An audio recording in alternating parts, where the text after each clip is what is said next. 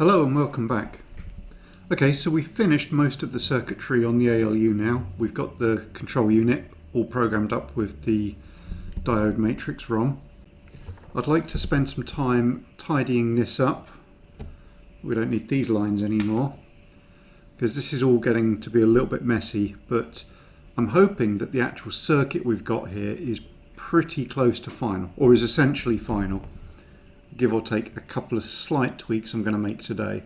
We'll leave it in test for a little while before I try and convert that into a PCB, but yeah, that's pretty close to done. But I would like to look at the glitch we saw here in the last video.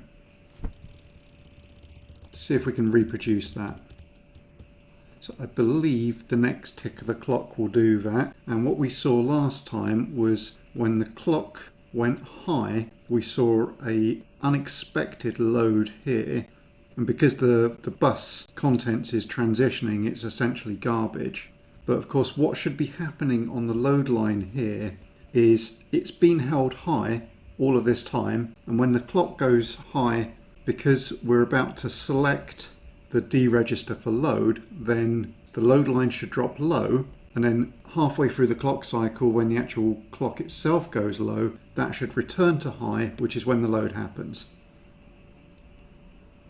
So we've got that problem here. So we've loaded, it appears to have happened on the falling edge, and then on the rising edge, the actual load should be happening, which is what we've got. So we're not actually seeing any incorrect behavior for the processor itself by this, but this is unexpected and it shouldn't be happening. I've got two hypotheses about what could be causing it, and I want to try the simple one first. Now, if you remember, we saw some double counting on these address registers. We eventually tied it down to this 139 chip was being essentially overloaded by the current draw from both the status LED over here and these status LEDs. The green control line LEDs on these registers, I've added the higher rating current limiting resistors to, which we haven't done over here yet. I'm still a little bit worried about. Now, most of these demultiplexers are producing stable outputs. So for example, an assert to bus, we just want it to hold the line, and we just need that line level to stabilize low, comfortably within the clock cycle. Whereas the ones we've had problems with are the ones where we're tying in the clock to the enable line, and we're seeing presumably some erraticism on the outputs at the point of the clock transition. So that would be this one, these two, and this one. So it's just controlling load off the main bus.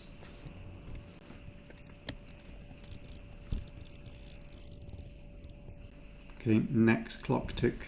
We should see the problem here if it's persisting, which it hasn't. Okay, so this looks like it could be the same issue as the double counts we were seeing on the address registers. Yeah, it's the same issue. Okay, I think that pretty much answers one design question I had. Now I want to turn this into a PCB at some point soon.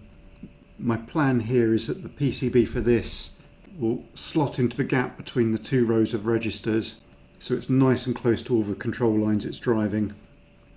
And that will mean we get rid of all of this cable mess up here. But each of the LEDs up here has like duplicates on the register boards. So when we design a PCB for this, I'm just not going to put those LEDs in. Possibly I'll put some in for some of the control lines that don't manifest here, but all of these we won't double up. I am going to replace this resistor array as well though, because we're clearly seeing this problem in multiple places. I believe the black resistor arrays are 470 ohm and these yellow ones are 2.7k, so it's far less current involved with them, which I suspect is what's making the difference. Right, see what we can do about tidying this up. These 5 LEDs here are the flags, and we've got quite a lot of wires to bring over here, so I'd like to get them somewhere else. I'm also a little bit worried about the sign flag, because that's effectively a second LED that's being driven alongside this one from the counter outputs, and we're obviously seeing issues driving multiple LEDs off one logic line. So I think what I might do is bring all of these 5 flags out to a line driver and drive the LEDs off the output of that.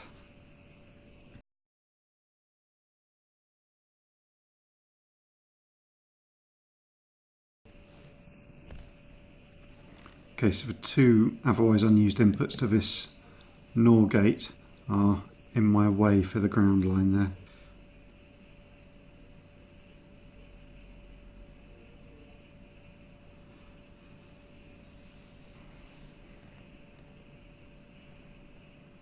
Both enable lines can be low.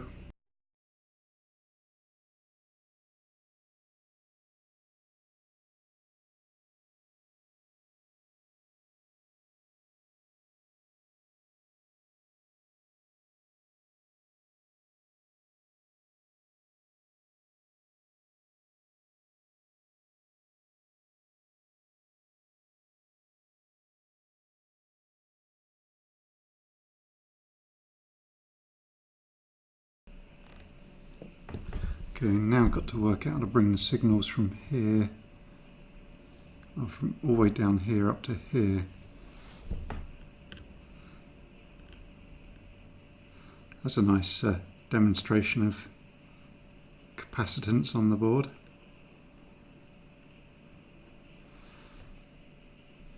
It's probably quite bad.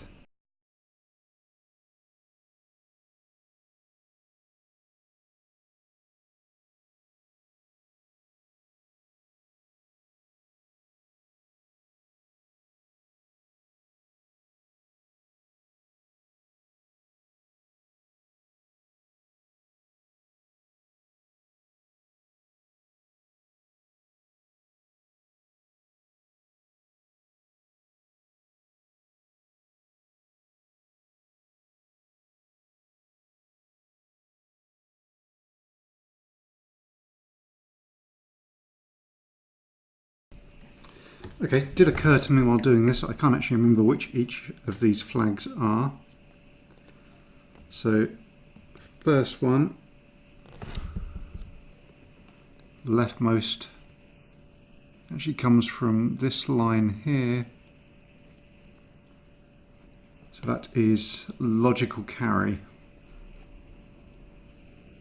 Second one comes as the carry bit out of the adder, so that's arithmetic carry. This is the 0 flag. We can tell that quite easily. So that's just the top bit of the result here, so that's the sign flag. And then that one is clearly the overflow flag, since it's the only one we haven't accounted for. Okay, so now I think the circuit's finished. We just need to tidy up these wires.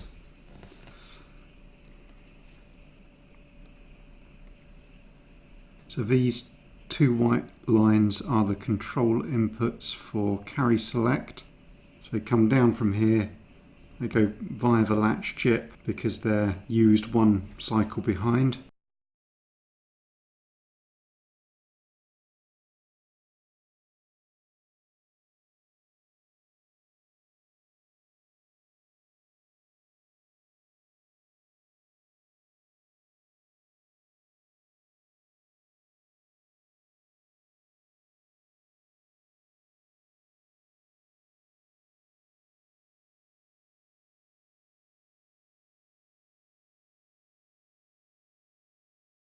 This is the generated clock line that ticks only when we've got an operation selected. So that goes to several locations. I reckon that one's going to be easier.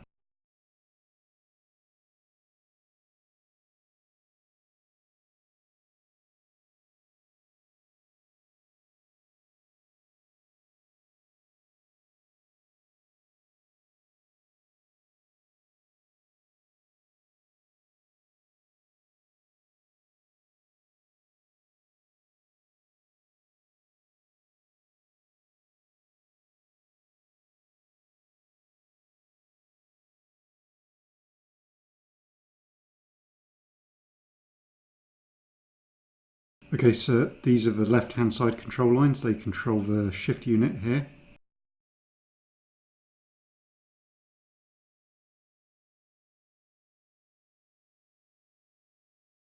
That's a good point. So these control lines go into here at the end, but they go into these yellow wires that propagate the same control signal all the way down here. So I can actually pick these controls up anywhere.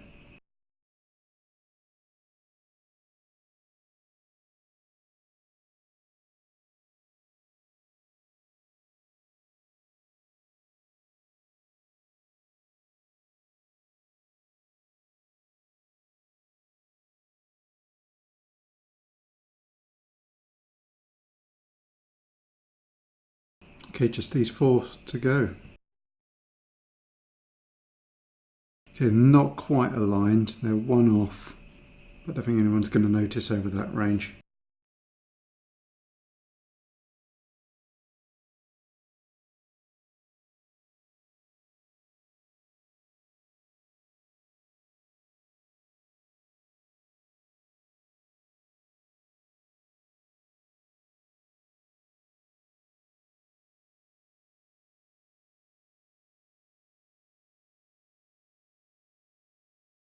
There we go. There is the completed breadboard ALU. It's impossible to get these wires at this kind of range completely straight. I think it looks pretty neat.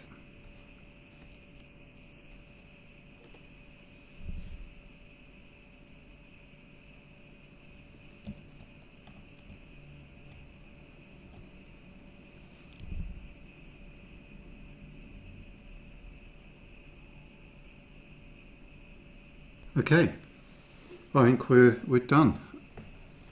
Now, one thing I'm going to point out is at the moment, every time you watch me run a test on this, I come up here, I bring the reset line high, and then I step through here enough until all the instruction registers in the pipeline are 0. Now that works because bringing the reset line high forces the program counter to 0, and we put a NOP operation in the first address of memory, and that means we can actually bring everything to a clear initial state. We're not worried about the GPRs because they're under software control and we know they're indeterminate at startup, so we just write code at the start that sets them to something. But that is the little ritual I do every time I start the code up. So in the next video, I'm going to solve that. I'm going to implement the reset circuitry both into the address registers and into the pipeline and off the power on reset chip that we've got next to the clock here. So I will never again have to worry about doing that. So I'm very much looking forward to that. But as it is, very happy we got this done.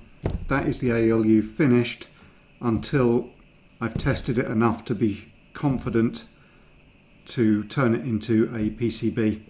Although I also kind of need to design enough of the rest of it to work out what aspect ratio to make the PCB, because there's a few different options for how I'd arrange that. But yeah, fully functional ALU. Thanks for watching. Goodbye.